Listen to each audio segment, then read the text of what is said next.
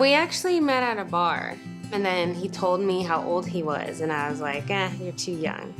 I just graduated college. She wasn't really focused or interested in me, you know? So that was intriguing. And then here we are.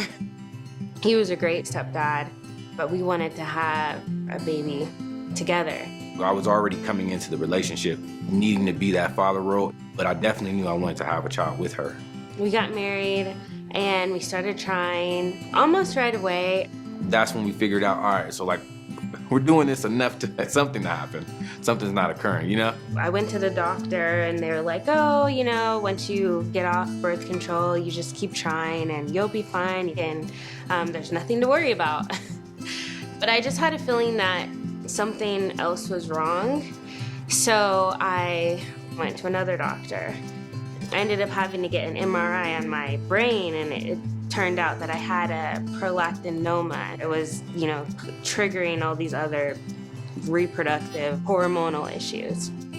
So from there, I went to a different fertility provider. We actually had a horrible experience. She wasn't very warm to our struggles, so we looked on Google for someone else.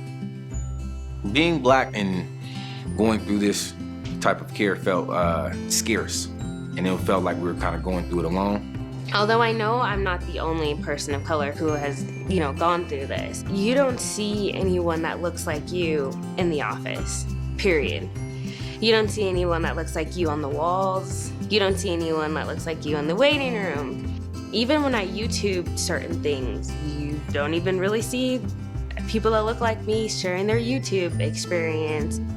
Going into conceptions for the first time, it was nerve-wracking and exciting too, because you're hoping that the experience is going to be different, but you're also cautious that it could be the same. But it was great, warming.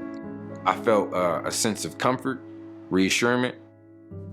When I had that conversation with Dr. Shaughnessy and I was there with my husband and she was kind of walking us through the process, it was like, you're going to have a baby. I just felt like she knew what she was saying and she knew how to help. We were going to start the IUI process where they were just going to take the sperm and start it near the egg. However, right before that process started, I ended up having an ectopic pregnancy. It was, at the time, devastating because it was like, okay, I worked all this time to finally get my levels under control, and then my body did what it was supposed to do naturally without any intervention. I found myself kind of like minimizing my hard times because I can only imagine what her hard times were at this moment, you know?